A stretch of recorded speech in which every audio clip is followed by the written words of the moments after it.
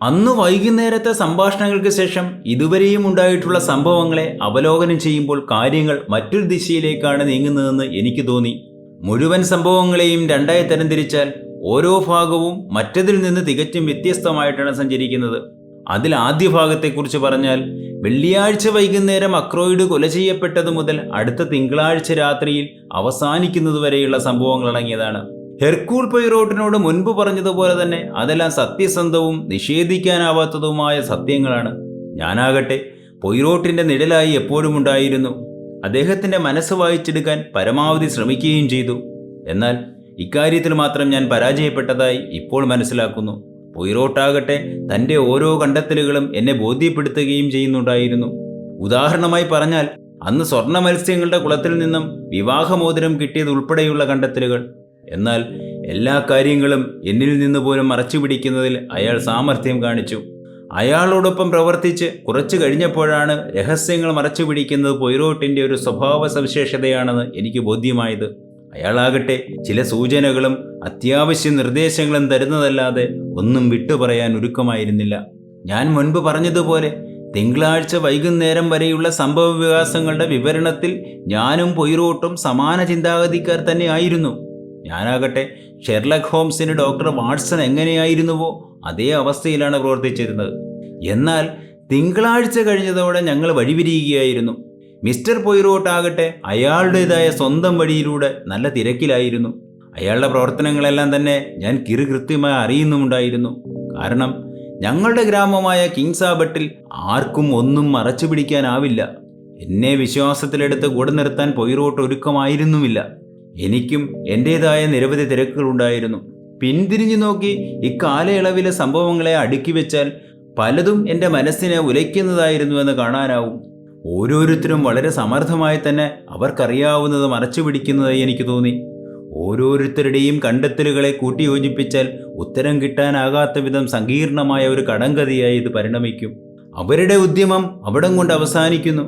എന്നാൽ മിസ്റ്റർ പൊയ്റോട്ടാകട്ടെ ഈ കടങ്കഥയിൽ നിന്നും ഓരോന്നും തിരഞ്ഞെടുത്ത് അടുക്കും ചിട്ടയോടും കൂടി അടുക്കിപ്പെറുക്കി കൃത്യമായ സ്ഥാനത്ത് വെച്ച് തൻ്റേതായ പുതിയ വഴികൾ തേടുന്നു. ഇക്കാലത്തുണ്ടായ ചില സംഭവങ്ങൾ തികച്ചും അസംബന്ധവും അർത്ഥശൂന്യവുമായിരുന്നു. ഉദാഹരണമായി പറഞ്ഞാൽ കറുത്ത ബൂട്ടിൻ്റെ കാര്യം പോലെ. പക്ഷേ അതൊക്കെ പിന്നീട് വരുന്ന കാര്യങ്ങളാണ്. കാര്യങ്ങളെ അതിൻ്റേതായ അർത്ഥത്തിൽ അനുക്രമമായി പറയണമെന്നുണ്ടെങ്കിൽ മിസ്സിസ് അക്രോയിഡ് എന്നെ ആളയച്ച് വിളിച്ചത് മുതൽ പറയേണ്ടി വരും. ആ സ്ത്രീ ചൊവ്വാഴ്ച അതിരാവിലെ തന്നെ എന്നെ വിളിച്ചുകൊണ്ട് ചെല്ലാനായി ആളിനെ അയക്കുകയും ഒട്ടും സമയം പാഴാക്കാനില്ലെന്നും അത്യാവശ്യമാണെന്നും അറിയിച്ചു. ഞാൻ തിടുക്കത്തിൽ തന്നെ ഫെൻലി പാർക്കിലെത്തി. അവർക്ക് നല്ല സുഖമില്ലെന്ന് തോന്നുന്നു. അവർ കിടക്കയിൽ തന്നെയായിരുന്നു. സാഹചര്യത്തിൻ്റെ ഗൗരവം എനിക്ക് ബോധ്യപ്പെട്ടു. എല്ലുകളുന്തിയ കൈകൾ ഉയർത്തി അവർ എന്നെ അഭിവാദ്യം ചെയ്യുകയും അടുത്ത് കിടന്ന കസേര ചൂണ്ടിക്കാണിച്ച് അതിലിരിക്കാൻ ആംഗ്യം കാണിക്കുകയും ചെയ്തു. മിസ്സിസ് അക്രോയിഡ്, നിങ്ങൾക്ക് എന്താണ് സംഭവിച്ചത്? ഒരു ഡോക്ടർ തൻ്റെ രോഗിയോട് ചോദ്യങ്ങൾ ചോദിക്കുമ്പോൾ പ്രകടിപ്പിക്കുന്ന അലിവും സ്നേഹവും കൂട്ടിയോജിപ്പിച്ചുകൊണ്ടാണ് ഞാൻ അങ്ങനെ ചോദിച്ചത്. ഞാനാകെ തളർന്നു പോയിരിക്കുന്നു. വളരെ ദയനീയമായ സ്വരത്തിലാണ് അവർ അത്രയും പറഞ്ഞത്. ഒരിക്കലും തിരിച്ചു വരാനാവാത്ത വിധം ഞാൻ തകർന്നിരിക്കുന്നു. പാവം റോജറുടെ മരണം എന്നിലുണ്ടാക്കിയ ആഘാതമായിരിക്കാം അത്.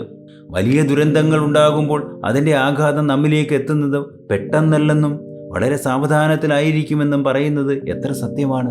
ഒരു മെഡിക്കൽ പ്രാക്ടീഷണർ എന്തെല്ലാമാണ് ചിന്തിക്കുന്നതെന്ന് ഒരിക്കലും വെളിപ്പെടുത്താൻ പാടില്ലാത്തതാണ്. അതുകൊണ്ട് തന്നെ ഞാൻ നിശബ്ദനായിരുന്നു. ഞാൻ അവർക്ക് ക്ഷീണം മാറുന്നതിനായി ഒരു ടോണിക്ക് കുറിച്ചു കൊടുത്തു. മിസ്സിസ് അക്രോയിഡ് ആ കുറിപ്പടി വാങ്ങിവെച്ചു. എന്നാൽ അവരുടെ രീതികളിൽ നിന്നും എനിക്ക് ബോധ്യമായത് മിസ്റ്റർ അക്രോയിഡിന്റെ മരണം അവരിലുണ്ടാക്കിയ ആഘാതത്തിന് മരുന്ന് കുറിച്ചു കൊടുക്കുന്നതിനല്ല അവരെന്നെ വിളിച്ചതെന്ന് വ്യക്തമാണ്. മിസ്സിസ് അക്രോയിഡിന്റെ സ്വഭാവത്തിന്റെ ഏറ്റവും വലിയ സവിശേഷത അവർ ഒരിക്കലും വളച്ചുകെട്ടില്ലാതെ നേരെ ചൊവ്വേ ഒരു വിഷയത്തെയും സമീപിക്കുകയില്ല എന്നതാണ്. അതുകൊണ്ട് തന്നെ അവർ എന്നെ വിളിപ്പിച്ചത് എന്തിനായിരിക്കും എന്നൊരു ശങ്ക എന്നിൽ വളർന്നു വന്നു. അത് പിന്നെ ഇന്നലത്തെ ആ രംഗം, എൻ്റെ രോഗി വിക്കി പറഞ്ഞു തുടങ്ങി. അവർ പറയുന്നത് പൂർണ്ണമായും എനിക്ക് ബോധ്യമാകുന്നുണ്ടെന്ന ചിന്തയാൽ ഇടയ്ക്ക് അവർ ഒന്ന് നിർത്തി. എന്ത് രംഗം? ഡോക്ടർ, താങ്കൾക്ക് എന്തു പറ്റി? താങ്കളത് മറന്നോ? ഓ, ആ ഭീകരരൂപിയായ ഫ്രഞ്ചുകാരൻ, അല്ലല്ല ആ ബെൽജിയംകാരൻ. അതെന്തുമായിക്കൊള്ളട്ടെ, ഞങ്ങളെ കളിയാക്കി അപമാനിക്കാവുന്നതിൻ്റെ പരമാവധി ചെയ്തു. അതെന്നെ വല്ലാതെ അസ്വസ്ഥയാക്കി. റോജറുടെ മരണത്തെ കൂടാതെ ഈ അപമാനം കൂടിയാകുമ്പോൾ ഞാൻ തകർന്നുപോയി. ക്ഷമിക്കണം മിസ്സിസ് അക്രോയിഡ്, അക്കാര്യം ഞാൻ ഓർത്തില്ല. ഞാൻ പറഞ്ഞു. അയാൾ അപ്രകാരം ഒച്ച വെച്ച് സംസാരിച്ചത് എന്ത് ഭാവിച്ചാണെന്ന് എനിക്കറിയില്ല. ഞാൻ ഒന്നും തന്നെ ഒളിച്ചു വെച്ചിട്ടില്ലെന്ന് എനിക്ക് ബോധ്യമുള്ള കാര്യമാണ്. എന്നാൽ കഴിവും വിധം മനസ്സറിവുള്ള എല്ലാ കാര്യങ്ങളും ഞാൻ പോലീസിനോട് പറഞ്ഞിട്ടുള്ളതുമാണ്. മിസ്സിസ് അക്രോയിഡ് അല്പനേരത്തേക്ക് മൗനിയായി. ഈ സംഭവങ്ങൾ കാര്യങ്ങളെ എങ്ങോട്ടാണ് കൊണ്ടുപോകുന്നതെന്ന് ഞാൻ ആലോചിച്ചു. അവർ തുടർന്നു. എൻ്റെ ഉത്തരവാദിത്തം ഞാൻ നിർവഹിച്ചിട്ടില്ലെന്ന് ഒരുത്തനും പറയുമെന്ന് തോന്നുന്നില്ല. എനിക്കുറപ്പുണ്ട് ഇൻസ്പെക്ടർ റഗിലാൻ എന്നിൽ വിശ്വാസമുണ്ടെന്ന്. പിന്നെ എന്തിനാണ് വിദേശിയായി ചെറിയ മനുഷ്യൻ ഇത്രമാത്രം ഒച്ചപ്പാടുണ്ടാക്കുന്നത്? തികച്ചും വൃത്തികെട്ട പരിഹാസ്യനായ ഒരു ജീവിയാണ് അയാൾ. ഫ്രഞ്ച് കോമിക്കുകളിലെ കുള്ളനെ പോലെ ഒരാൾ. എനിക്ക് മനസ്സിലാകാത്തത് ഇത് എന്ത് ഭാവിച്ചിട്ടാണ് ഫ്ലോറ ഇയാളെ ഈ കേസ് ഏൽപ്പിച്ചിരിക്കുന്നതെന്നാണ്. അവൾ ഒരിക്കൽ പോലും ഇക്കാര്യത്തെക്കുറിച്ചൊന്നും പറഞ്ഞിരുന്നില്ല. എല്ലാം അവൾ തന്നെ തീരുമാനിച്ച് ചെയ്തതാണ്. അവൾ ഇക്കാര്യത്തിൽ അമിത സ്വാതന്ത്ര്യമാണ് കാണിച്ചത്. ഞാൻ അവളുടെ അമ്മയല്ലേ? ഞാൻ ജീവിതം അവളേക്കാൾ കൂടുതൽ കണ്ടിരിക്കുന്നു. എല്ലാം തീരുമാനിക്കും മുൻപ് എന്നെ വിശ്വാസത്തിലെടുക്കേണ്ടതായിരുന്നു. നിശബ്ദനായി ഞാനെല്ലാം കേട്ടിരുന്നു. അയാൾ എന്താണ് ചിന്തിക്കുന്നത്? അതാണ് എനിക്കറിയേണ്ടത്. ഞാൻ എന്തെങ്കിലും മറച്ചു പിടിക്കുന്നുണ്ടെന്ന് അയാൾ യഥാർത്ഥത്തിൽ വിശ്വസിക്കുന്നുണ്ടോ? അയാൾ മനഃപൂർവ്വമാണ് ഇന്നലെ എന്നെ കുറ്റപ്പെടുത്തിയത്. ഞാൻ എൻ്റെ ചുമലുകൾ ചലിപ്പിച്ചുകൊണ്ട് അവരോട് പറഞ്ഞു, മിസ്സിസ് അക്രോയിഡ്, അതിന് ഇത്ര വലിയ പ്രാധാന്യം കൽപ്പിക്കേണ്ടതില്ല. നിങ്ങൾ യാതൊന്നും മറച്ചു വയ്ക്കുന്നില്ലെങ്കിൽ അയാൾ എന്തു തന്നെ ആരോപിച്ചാലും അത് നിങ്ങളെ ബാധിക്കുന്ന കാര്യമല്ലല്ലോ. മിസ്സിസ് അക്രോയിഡ് അവരുടേതായ സ്ഥിരം ശൈലിയിൽ തുടർന്നു. വേലക്കാർ എപ്പോഴും ഉപദ്രവകാരികളാണ്. ഇല്ലാ കഥകൾ മെനഞ്ഞെടുക്കാനും അത് പരസ്പരം പങ്കുവയ്ക്കാനും അവർ മിടുക്കരാണ്. എന്നിട്ട് അതെല്ലാം എല്ലായിടത്തും വ്യാപിപ്പിക്കും. എന്നാൽ ആ കഥകളിലൊന്നും ഒരു കഴമ്പും ഉണ്ടാവുകയില്ല. വേലക്കാർ അങ്ങനെ എന്തെങ്കിലും സംസാരിച്ചോ? എന്തിനെക്കുറിച്ചാണ് അവർ പറഞ്ഞത്? മിസ്സിസ് അക്രോയിഡ് വളരെ രൂക്ഷമായി തന്നെ എന്നെ തുറിച്ചു നോക്കി. അവരുടെ നോട്ടം എന്നെ അസ്വസ്ഥനാക്കുന്ന വിധം തുളച്ചു കയറുന്ന വിധമായിരുന്നു. ഡോക്ടർ, നിങ്ങൾക്കതറിയാമെന്ന് എനിക്കുറപ്പുണ്ട്. കാരണം നിങ്ങൾ സദാസമയവും ആ പൊയ്റൂട്ടിൻ്റെ കൂടെയുണ്ട്, ഇല്ലേ? ഞാനുണ്ടായിരുന്നു. അപ്പോൾ തീർച്ചയായും നിങ്ങൾക്കറിയാം അത് അവൾ തന്നെയാണ്, ഉർസുല ബോൺ. അത് ശരിയല്ലേ? അവൾ ഇവിടെ നിന്നും പിരിഞ്ഞു പോവുകയാണല്ലോ. അപ്പോൾ അവളെ കൊണ്ട് കഴിയുന്ന വിധം കുഴപ്പങ്ങളും ഉണ്ടാക്കാനാണ് അവൾ ആഗ്രഹിക്കുന്നത്. ഈ വർഗം നന്ദി കെട്ടവരാണ്. എല്ലാം അങ്ങനെ തന്നെ. അപ്പോൾ ഡോക്ടർ, താങ്കൾ ഇവിടെ ഉണ്ടായിരുന്നുവോ? അവൾ എന്താണ് പറഞ്ഞു പിടിപ്പിച്ചതെന്ന് ഡോക്ടർ കേട്ടുവോ? ഞാനാകെ അസ്വസ്ഥയാണ്. അവൾ എന്തെങ്കിലും തെറ്റായ കാര്യങ്ങളായിരിക്കും പറഞ്ഞിട്ടുള്ളത്. എന്തെല്ലാം പറഞ്ഞാലും ഡോക്ടർ, നിങ്ങളാണെങ്കിൽ പോലും എല്ലാ കാര്യങ്ങളും പോലീസിനോട് പറയുമോ? ഒരുപക്ഷെ ഈ കൊലപാതകവുമായി യാതൊരു ബന്ധവുമില്ലാത്ത കുടുംബകാര്യങ്ങളായിരിക്കും അതെല്ലാം. എന്നാൽ ആ വൃത്തികെട്ടവൾ, അവൾ അത്തരത്തിലുള്ള കാര്യങ്ങൾ പോലും പറഞ്ഞു കൊടുത്തിട്ടുണ്ടാവും. അവരുടെ ഈ ഉത്കണ്ഠയ്ക്ക് പിന്നിൽ ദുരൂഹമായ എന്തെല്ലാമോ ഒളിഞ്ഞു കിടക്കുന്നുണ്ടെന്ന് എനിക്ക് മനസ്സിലായി. പൊയ്റോട്ടിൻ്റെ തുറന്നു പറച്ചിലും സംശയവും ന്യായീകരിക്കത്തക്കത് തന്നെ. ഇന്നലെ ആ തീന്മേശയ്ക്ക് ചുറ്റും ഞങ്ങൾ 6 പേർ ഇരുന്നതിൽ ചുരുങ്ങിയ പക്ഷം മിസ്സിസ് അക്രോയിഡെങ്കിലും എന്തോ രഹസ്യം മറച്ചു പിടിക്കുന്നുണ്ട്. അതെന്താണെന്ന് കണ്ടുപിടിക്കേണ്ടിയിരിക്കുന്നു. മിസ്സിസ് അക്രോയിഡ്, ഞാനായിരുന്നു നിങ്ങളുടെ സ്ഥാനത്തെങ്കിൽ എല്ലാ കാര്യങ്ങളും തുറന്നു പറയുമായിരുന്നു. ഞാൻ വളരെ സൂത്രത്തിലാണ് ഇങ്ങനെ പറഞ്ഞത്. അവർ ചെറുതായിട്ടൊന്ന് തേങ്ങിക്കരഞ്ഞു. ഓ ഡോക്ടർ, താങ്കൾ എന്താണ് പറയുന്നത്? അത് ഞാൻ എല്ലാം വളരെ വ്യക്തമായി തന്നെ പറയാം. എന്നാൽ ഇപ്പോൾ തന്നെ പറയൂ. മിസ്സിസ് അക്രോയിഡ് ഒരു ഹാൻഡ് കർച്ചീഫ് എടുത്ത് തൻ്റെ കണ്ണുകൾ തുടച്ചു. എന്നിട്ടും അവരുടെ കണ്ണുകൾ ഈറനായി തന്നെ കാണപ്പെട്ടു. ഞാൻ ചിന്തിക്കുന്നത്, ഞാൻ താങ്കളോട് പറയുന്നതെല്ലാം താങ്കൾ പൊയ്റോട്ടിനോട് പറയുമെന്ന് തന്നെയാണ്. താങ്കൾ അയാളോട് പറഞ്ഞ കാര്യങ്ങൾ മനസ്സിലാക്കിക്കണം. കാരണം ഞങ്ങൾ പറയുന്നതിൻ്റെ യുക്തിയൊന്നും ഒരു വിദേശിക്ക് ബോധ്യമാകാൻ പ്രയാസമായിരിക്കും. ഒരുപക്ഷെ താങ്കൾക്കോ ഈ ലോകത്തെ മറ്റാർക്കും തന്നെയോ ഞാൻ അനുഭവിക്കുന്ന വേദനകൾ അറിയാമെന്ന് തോന്നുന്നില്ല. ഞാനൊരു രക്തസാക്ഷിയാണ്. കാലങ്ങളായി തന്നെ ഒരു രക്തസാക്ഷിയായി ജീവിക്കുന്നു. എൻ്റെ ജീവിതം അങ്ങനെയായിരുന്നു. മരിച്ചുപോയവരുടെ കുറ്റങ്ങൾ പറയാൻ ഞാൻ ആഗ്രഹിക്കുന്നില്ല. എന്നാൽ അതങ്ങനെ തന്നെ ആയിരുന്നു. നാട്ടിലെ ഏറ്റവും സമ്പന്നനായ മനുഷ്യനായിരുന്നു റോജർ. അതാകട്ടെ പിശുക്കി ഉണ്ടാക്കിയതും. ഇക്കാര്യങ്ങളൊക്കെ ഇന്നലെ ആ വക്കീൽ പറഞ്ഞാണ് ഞാൻ അറിഞ്ഞത്. എനിക്ക് കുറച്ച് കടങ്ങൾ കൊടുത്തു തീർക്കാനുണ്ട്. മിസ്സിസ് അക്രോയിഡ് കണ്ണു തുറക്കാനായി ഒന്ന് നിർത്തിയപ്പോൾ ഞാൻ അവരെ പ്രചോദിപ്പിച്ചുകൊണ്ട് ചോദിച്ചു, ശരിയാണ്, നിങ്ങൾ പറഞ്ഞത് നിങ്ങളുടെ സാമ്പത്തിക പ്രശ്നങ്ങളെ പറ്റിയാണ്? അതെ, കടത്തെപ്പറ്റി തന്നെ. അക്കാര്യങ്ങളൊന്നും ഞാൻ റോജറെ അറിയിച്ചിരുന്നില്ല. ഒരു പുരുഷനെ സംബന്ധിച്ചിടത്തോളം ആ കടങ്ങളെ മനസ്സിലാക്കാൻ പ്രയാസമാണ്. റോജറോട് അക്കാര്യം പറയുമ്പോഴെല്ലാം മറുപടി പറയുന്നത് അതെല്ലാം അനാവശ്യ ചെലവുകളാണെന്നാണ്. അങ്ങനെ ആ കടം പെരുകി വന്നു. അതിപ്പോൾ എന്നിൽ നിന്നും ആശ്വാസകരമായൊരു പ്രതികരണം പ്രതീക്ഷിച്ചുകൊണ്ട് അവർ എൻ്റെ മുഖത്തേക്ക് നോക്കി.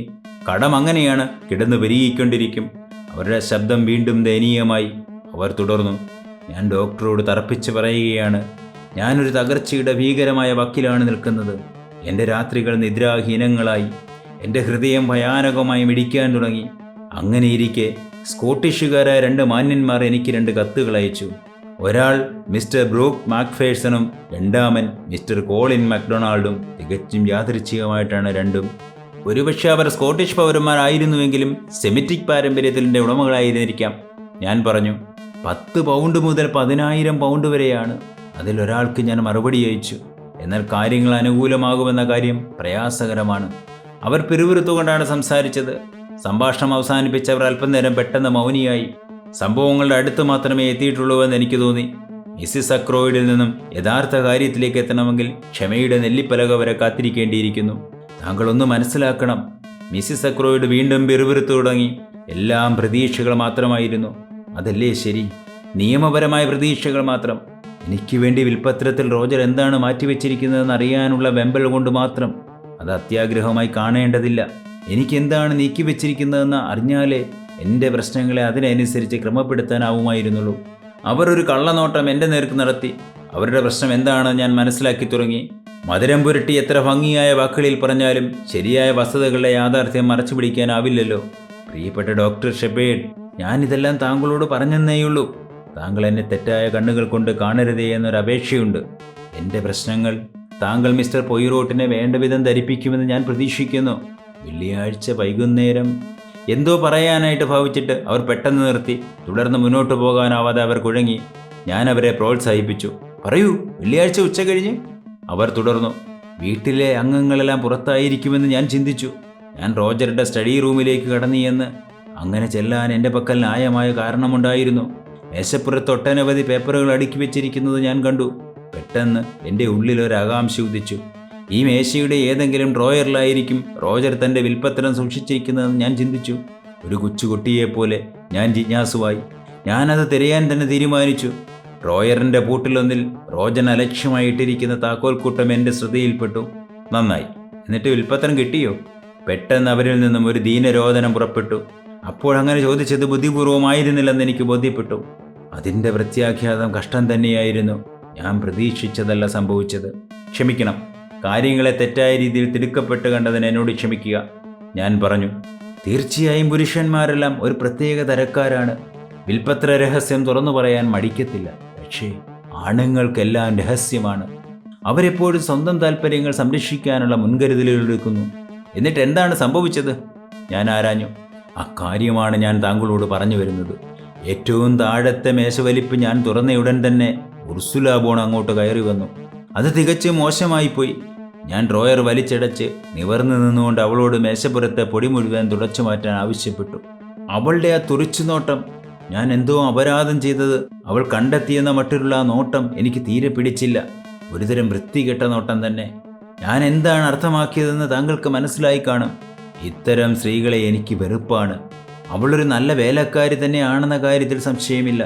അവൾ എന്നെ ബഹുമാനത്തോട് തന്നെയാണ് സംബോധന ചെയ്യുന്നത്. ഏപ്രണും തൊപ്പിയും ധരിക്കാൻ അവൾക്ക് യാതൊരു മടിയുമില്ല. ഞാൻ പാർക്കറെ വിളിച്ചാലും അവളായിരിക്കും വിളി കേട്ട് ഓടി വരുന്നത്. സാധാരണ വേലക്കാരികളോട് എന്തെങ്കിലും ചെയ്യുന്ന കാര്യം പറഞ്ഞാൽ അവളുമാർ പിറുപിറുക്കും. ഇവൾ അങ്ങനെ ചെയ്യത്തില്ല. ഞാൻ എന്താണ് പറഞ്ഞു വന്നത്? നിങ്ങൾ പറഞ്ഞു വന്നത് നിരവധി നല്ല ഗുണങ്ങളുണ്ടെങ്കിലും ഉർസുലയെ നിങ്ങൾക്ക് ഇഷ്ടമല്ലെന്നാണ്. വെറുക്കുന്നതൊരു തെറ്റല്ലല്ലോ. ഒരു പ്രത്യേക തരക്കാരി, മറ്റുള്ളവരിൽ നിന്നും തികച്ചും വ്യത്യസ്ത. എൻ്റെ അഭിപ്രായത്തിൽ അവൾ നല്ല വിദ്യാഭ്യാസമുള്ളവളാണെന്ന് തോന്നുന്നു. അങ്ങനെയുള്ളവരെ നമുക്ക് തിരിച്ചറിയാൻ പ്രയാസമില്ലല്ലോ. പിന്നെന്താണ് സംഭവിച്ചത്? പറയൂ. പിന്നെ സംഭവിച്ചതോ? റോജർ പെട്ടെന്ന് മുറിയിലേക്ക് വന്നു. ഞാൻ കരുതിയിരുന്നത് റോജർ പുറത്തെവിടെയോ പോയിട്ടുണ്ടെന്നാണ്. വന്ന പാടെ എന്നോട് ചോദിച്ചു അവിടെ എന്തെടുക്കുകയാണെന്ന്. ഞാൻ പറഞ്ഞു, ഒന്നുമില്ലെന്നും ഈ പഞ്ചെടുക്കുന്നതിനായി വന്നതാണെന്നും. ഞാൻ പഞ്ചമെടുത്ത് മുറിയിൽ നിന്നും പുറത്തു കടന്നു. ഉർസുല മുറിയിൽ തന്നെ നിന്നു. അവൾ റോജറോട് എന്തോ പറയാനുണ്ടെന്ന് പറയുന്നത് ഞാൻ കേട്ടു. ഞാൻ എൻ്റെ സ്വന്തം മുറിയിലെത്തി കിടക്കയിൽ കിടന്നു. ഞാൻ ആകെ തകർന്ന അവസ്ഥയിലായിരുന്നു. വീണ്ടും അവർ നിശബ്ദയായി. പിന്നെ തുടർന്നു, നിങ്ങൾ ഇക്കാര്യങ്ങൾ മിസ്റ്റർ പൊയ്റോട്ടിനോട് വിശദമായി പറയണം. അങ്ങനെ ചെയ്യില്ലേ? ഇക്കാര്യങ്ങളൊക്കെ താങ്കൾക്ക് ബോധ്യമാകുന്നുണ്ടല്ലോ. ഇന്നലെ മിസ്റ്റർ പൊയ്റോട്ട് ഓരോരുത്തരും എന്തെങ്കിലുമൊക്കെ മറച്ചു വയ്ക്കുന്നുണ്ടെന്ന് പറഞ്ഞപ്പോൾ ഞാൻ ഇക്കാര്യമാണ് ഓർത്തത്. ഉർസുല ബോൺ കെട്ടിച്ചമച്ച കഥകൾ പറഞ്ഞു പിടിപ്പിച്ചിട്ടുണ്ടാവും. പക്ഷേ താങ്കൾ അതെല്ലാം അദ്ദേഹത്തെ ബോധ്യപ്പെടുത്തണം. അങ്ങനെ ചെയ്യില്ലേ? ശരി, എനിക്ക് മനസ്സിലാകുന്നുണ്ട്. നിങ്ങൾ എല്ലാ കാര്യങ്ങളും എന്നോട് തുറന്നു പറഞ്ഞു കഴിഞ്ഞോ? ഉവ്വ്.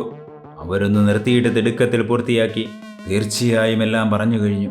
എന്നാൽ അവരുടെ പ്രതികരണത്തിൽ നിന്നും എനിക്ക് ബോധ്യമായത് അവരെല്ലാം തുറന്നു പറഞ്ഞിട്ടില്ലെന്ന് തന്നെയാണ്.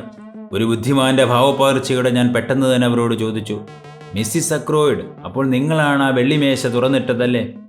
എത്ര സമർത്ഥനായ ഒരാളാണെങ്കിലും പെട്ടെന്നുള്ള എൻ്റെ ചോദ്യം അവരിൽ പരിഭ്രാന്തി ഉണ്ടാക്കുമെന്നും കള്ളം പറയാനുള്ള അവസരമുണ്ടാവില്ലെന്നും എനിക്കറിയാമായിരുന്നു. അവർ പെട്ടെന്ന് വിതിമ്പിക്കൊണ്ട് എന്നോട് ചോദിച്ചു, അക്കാര്യം നിങ്ങൾ എങ്ങനെ അറിഞ്ഞു? അപ്പോൾ അത് നിങ്ങൾ തന്നെയായിരുന്നു. ശരിയാണ്, നിങ്ങൾ പറഞ്ഞത് നേരാണ്. ആ മേശയ്ക്കുള്ളിൽ 1-2 വെള്ളി നാണയങ്ങൾ കിടക്കുന്നത് ഞാൻ കണ്ടു. തികച്ചും താല്പര്യമുണ്ടായിരുന്നത് തന്നെ. ഇത്തരത്തിലുള്ള പുരാതന വെള്ളി നാണയങ്ങളെക്കുറിച്ച് ഞാനൊരു ലേഖനം വായിച്ചിരുന്നു. അവയുടെ ചിത്രങ്ങളും അതിനോടൊപ്പം ഉണ്ടായിരുന്നു. ഈ നാണയങ്ങൾ ക്രിസ്റ്റിക്ക് എത്തിച്ചു കൊടുത്താൽ മോശമല്ലാത്ത തുക കിട്ടുമെന്നും എഴുതിയിരുന്നു. ഈ നാണയങ്ങൾ എടുത്ത് ലണ്ടനിൽ പോകുമ്പോൾ കൊടുക്കാമെന്ന് ഞാൻ ചിന്തിച്ചു. അങ്ങനെയെങ്കിൽ ഈ നാണയങ്ങൾക്ക് ഇത്രയും മൂല്യമുണ്ടെന്നറിയുമ്പോൾ റോജർക്ക് അത് സന്തോഷമാകുമെന്നും ഞാൻ വിചാരിച്ചു. മിസ്സിസ് അക്രോയിഡിനോട് കൂടുതൽ ചോദ്യങ്ങളൊന്നും ഉന്നയിക്കാതെ അവർ പറഞ്ഞതെല്ലാം അപ്പടി വിശ്വസിച്ചു എന്ന് ധരിപ്പിച്ചുകൊണ്ട് ഞാൻ ചോദിച്ചു, എന്തുകൊണ്ടാണ് ആ മേശയുടെ വലി പടയ്ക്കാതിരുന്നത്? നിങ്ങൾ മറന്നുപോയതാണോ? ഞാൻ ഭയന്നുപോയി, അവർ പറഞ്ഞു. പുറത്ത് ടെറസിലൂടെ ആരോ നടന്നെടുക്കുന്ന കാൽപര്യമാറ്റം ഞാൻ കേട്ടു. ഞാൻ തിടുക്കത്തിൽ അവിടെ നിന്നും പുറത്തു കടന്ന് കോണിപ്പടി കയറി മുകളിലേക്ക് എത്തിയ സമയത്താണ് ഡോക്ടർ പുറത്തു വന്നതും പാർക്കർ വാതിലുകൾ തുറന്നു തന്നതും. അത് മിസ് റസലിൻ്റെ ശബ്ദമായിരുന്നു. ഞാൻ ആലോചനാപൂർവ്വമാണ് അവരോട് അങ്ങനെ പറഞ്ഞത്. മിസ്സിസ് അക്രോയിഡ് എന്നോട് പറഞ്ഞ കാര്യങ്ങൾ തികച്ചും രസകരമായ ഒന്ന് തന്നെയാണ്. അവർ അക്രോയിഡിൻ്റെ വെള്ളി നാണയങ്ങൾ എടുക്കാൻ ശ്രമിച്ചത് മോഷണമോ അല്ലെങ്കിൽ മറ്റെന്തോ ആയാലും ഞാനത് ശ്രദ്ധിക്കാൻ പോയില്ല. എന്നിൽ ഏറ്റവും കൂടുതൽ താല്പര്യം ജനിപ്പിച്ചത് മിസ് റസൽ സന്ദർശന മുറിയിലേക്ക് എത്തിയത് തുറന്നു കിടന്ന ജനാല വഴിയാണ്. അങ്ങനെയെങ്കിൽ അവൾ ഓടിക്കതച്ച് ശ്വാസം കിട്ടാതെ എത്തിയതാണെന്ന് ഞാൻ മനസ്സിലാക്കിയതിൽ തെറ്റൊന്നുമില്ല. അങ്ങനെയെങ്കിൽ ആ സമയത്ത് അവൾ എവിടെ പോയിരുന്നതായിരിക്കണം? ഈ സമയം ഞാൻ ഔട്ട് ഹൗസിനെ കുറിച്ചും അവിടെ നിന്നും പൊയ്റോട്ടിന് കിട്ടിയ കേംബ്രിക് തുണിക്കഷ്ണത്തെക്കുറിച്ചും ഓർത്തു. മിസ്സിസ് റസൽ അവരുടെ തുവാല കഞ്ഞിയിൽ മുക്കാറുണ്ടായിരുന്നു അല്ലേ? ഞാൻ അവരോട് ചോദിച്ചുകൊണ്ട് പോകാനായി എഴുന്നേറ്റു. താങ്കൾ മിസ്റ്റർ പൊയ്റോട്ടിനോട് ഇക്കാര്യങ്ങൾ സംസാരിക്കുമല്ലോ എന്നവർ ദയനീയമായി ഒരിക്കൽ കൂടി ചോദിച്ചു. തീർച്ചയായും അങ്ങനെ ചെയ്യുന്നതാണ്. അവരുടെ ന്യായീകരണങ്ങൾ കൂടുതൽ കേൾക്കാൻ നിൽക്കാതെ ഞാൻ അവിടെ നിന്നും പുറത്തേക്ക് വന്നു. ഞാൻ ഹാളിലെത്തിയപ്പോൾ മുഖ്യ പരിചാരികയായ ഉർസുല വോൺ അവിടെയുണ്ടായിരുന്നു. എൻ്റെ ഓവർകോട്ടിടാൻ അവരെന്നെ സഹായിച്ചു. ഞാൻ അവരെ സസൂക്ഷ്മം മുൻപില്ലാത്ത വിധം നിരീക്ഷിക്കുന്നുണ്ടായിരുന്നു. അവർ കരയുകയായിരുന്നു എന്ന് വ്യക്തമാണ്. എങ്ങനെയുണ്ട്? ഞാൻ ചോദിച്ചു. നിങ്ങൾ ഞങ്ങളോട് പറഞ്ഞത് അക്രോയിഡ് നിങ്ങളെ വെള്ളിയാഴ്ച സ്റ്റഡി റൂമിലേക്ക് വിളിപ്പിച്ചു എന്നല്ലേ? എന്നാൽ ഞാൻ ഇപ്പോൾ കേട്ടത് നിങ്ങൾ അയാളെ കാണാനായി അങ്ങോട്ട് ചെന്നതാണെന്നാണല്ലോ. ഒരു നിമിഷ നേരത്തേക്ക് ആ പെൺകുട്ടിയുടെ കണ്ണുകൾ എൻ്റെ കാൽച്ചുവട്ടിലേക്ക് താണു. എന്ത് സംഭവിച്ചാലും ഞാൻ പോവുകയാണ്. നിസ്സംഗതയോടെയാണ് അവൾ സംസാരിച്ചത്. ഞാൻ കൂടുതലായി ഒന്നും സംസാരിച്ചില്ല. പുറത്തേക്കുള്ള വാതിൽ അവളാണ് എനിക്ക് തുറന്നു തന്നത്. ഞാൻ പുറത്തെത്തിയപ്പോൾ ശബ്ദം താഴ്ത്തി അവൾ ചോദിച്ചു, ക്ഷമിക്കണം സാർ, ക്യാപ്റ്റൻ പേറ്റനെക്കുറിച്ച് എന്തെങ്കിലും വിവരങ്ങളുണ്ടോ? ഞാൻ നിഷേധാർത്ഥത്തിൽ തലകുലുക്കിക്കൊണ്ട് ചോദ്യഭാവത്തിൽ അവളെ നോക്കി. റാൽഫ് പേറ്റൺ തിരികെ എത്തും, തീർച്ചയായും തിരികെ എത്തും, അവൾ പറഞ്ഞു. തുടർന്ന് അപേക്ഷാഭാവത്തിൽ അവൾ എന്നെ നോക്കി. അദ്ദേഹം എവിടെയാണെന്ന് ആർക്കും അറിയില്ലേ? അവൾ ചോദിച്ചു. നിനക്കറിയാമോ? അവൾ തലകുലുക്കിക്കൊണ്ട് പറഞ്ഞു, ഇല്ല, വാസ്തവത്തിൽ എനിക്കൊന്നും തന്നെ അറിയില്ല. എന്നാൽ ഏതെങ്കിലും സുഹൃത്തുക്കൾ അദ്ദേഹത്തിനുണ്ടായിരുന്നുവെങ്കിൽ അവർ അദ്ദേഹത്തോട് തിരികെ എത്താൻ ഉപദേശിച്ചേനെ. അവളിൽ നിന്നും കൂടുതൽ ചോദ്യങ്ങൾ പ്രതീക്ഷിച്ച് ഞാൻ അവിടെ തന്നെ നിന്നു. അവളുടെ അടുത്ത ചോദ്യം എന്നെ അമ്പരപ്പിച്ചു. കൊലപാതകം നടന്ന സമയം എപ്പോഴാണെന്നാണ് അവർ ചിന്തിക്കുന്നത്? 10 മണിക്ക് തൊട്ട് മുൻപ് തന്നെയാണോ? അങ്ങനെയാണ് കരുതുന്നത്. ഏകദേശം 9:45-നും 10-നും ഇടയ്ക്ക്. അതിന് മുൻപല്ലേ? ഏതാണ്ട് 9:45-ന് മുൻപ്. ഞാൻ ശ്രദ്ധാപൂർവം അവളെ കേട്ടു നിന്നു. അതിനനുസരിച്ചൊരു മറുപടിയാണ് അവൾ പ്രതീക്ഷിക്കുന്നതെന്ന് തോന്നി. അത്തരമൊരു ചോദ്യത്തിന് ഇവിടെ പ്രസക്തിയേയില്ല. 9:30 മണിക്ക് ഫ്ലോറ വല്യച്ഛനുമായി സംസാരിച്ചതാണ്. അവൾ പിന്തിരിഞ്ഞ് നടക്കാൻ തുടങ്ങി.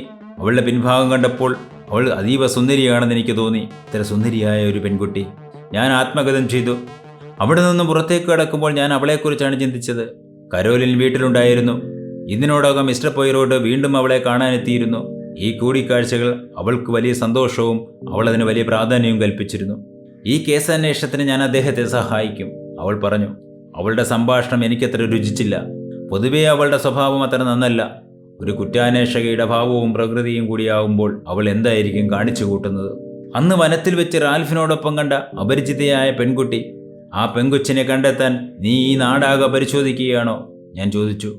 ഞാൻ തന്നെ അക്കാര്യം കണ്ടെത്തും, കരോലിൻ പറഞ്ഞു. ഇതല്ല, ഇത് മറ്റൊരു പ്രത്യേക കാര്യമാണ്. മിസ്റ്റർ പൊയ്റോട്ട് എന്നോട് കണ്ടെത്തുന്നതിന് ആവശ്യപ്പെട്ടിരിക്കുന്നത്. അതെന്താണ്? ഞാൻ ചോദിച്ചു. അദ്ദേഹം എന്നോട് ആവശ്യപ്പെട്ടത് റാൽഫ് പേറ്റൻ്റെ ബൂട്ടിൻ്റെ നിറം കറുപ്പായിരുന്നോ അതോ ബ്രൗൺ ആയിരുന്നോ എന്ന കാര്യം. അവൾ ആവേശത്തോടെയാണ് സംസാരിച്ചത്. എനിക്ക് അവളോട് ദേഷ്യം തോന്നി. ഈ ബൂട്ടിൻ്റെ പിന്നാലെയുള്ള അന്വേഷണം തികച്ചും വിഡ്ഢിത്തം തന്നെയാണ്. അതിൻ്റെ യുക്തി എത്രയായിട്ടും എനിക്ക് മനസ്സിലാവുന്നില്ല. അത് ബ്രൗൺ ഷൂ ആണ്. ഞാൻ അത് കണ്ടതാണ്. ഷൂ അല്ല ജെയിംസ്, ബൂട്ടിനെ പറ്റിയാണ് അറിയേണ്ടത്. സത്രത്തിൽ താമസിച്ചിരുന്ന സമയത്ത് പേറ്റൺ ഒരു ബൂട്ട് ധരിച്ചിരുന്നു. അതിൻ്റെ നിറമാണ് കണ്ടുപിടിക്കേണ്ടത്. അതിൽ കാര്യമുണ്ട് താനും. നീ അതെങ്ങനെ കണ്ടെത്തും? അതത്രമാത്രം ബുദ്ധിമുട്ടുള്ള കാര്യമല്ലെന്ന് കരോലിൻ വ്യക്തമാക്കി. ഞങ്ങളുടെ വേലക്കാരിയായ ആനിയുടെ സുഹൃത്താണ് മിസ്സിസ് ഗാനറ്റിൻ്റെ വേലക്കാരി ക്ലാര. സത്രത്തിൽ വെച്ച് ആ ബൂട്ടുകൾ ക്ലാര ധരിച്ചുകൊണ്ട് പുറത്തു പോയിട്ടുണ്ട്. കരോലിനുമായി നല്ല അടുപ്പത്തിലുണ്ടായിരുന്ന മിസ് ഗാനറ്റിനെ ഇക്കാര്യം അറിയിക്കുകയും ഗാനറ്റ് മുഖാന്തരം അക്കാര്യം അറിയുകയും ചെയ്തു. ആഹാരം കഴിച്ചുകൊണ്ടിരുന്നപ്പോൾ അവൾ തികച്ചും അലക്ഷ്യമായി പറഞ്ഞു, മിസ്റ്റർ പൊയ്റോട്ട് ചിന്തിച്ചിരുന്നത് ആ ബൂട്ടിൻ്റെ നിറം ബ്രൗൺ ആയിരുന്നുവെന്നാണ്. എന്നാൽ അദ്ദേഹത്തിന് തെറ്റി, അത് കറുപ്പായിരുന്നു. അവൾ ഇത്രയും പറഞ്ഞുകൊണ്ട് സന്തോഷസൂചകമായി തൻ്റെ തല പല പ്രാവശ്യം അങ്ങോട്ടും ഇങ്ങോട്ടും ചലിപ്പിച്ചു. പൊയ്റോട്ടിനേക്കാൾ താൻ ഗേമിയാണെന്ന ഭാവമായിരുന്നു അവൾക്കപ്പോൾ. എന്നാൽ ഈ കൊലപാതകവും റാൽഫ് പേറ്റൻ്റെ ബൂട്ടിൻ്റെ നിറവും തമ്മിലുള്ള ബന്ധം ഒരു ഉത്തരം കിട്ടാത്ത ചോദ്യമായി എന്നിൽ അവശേഷിച്ചു.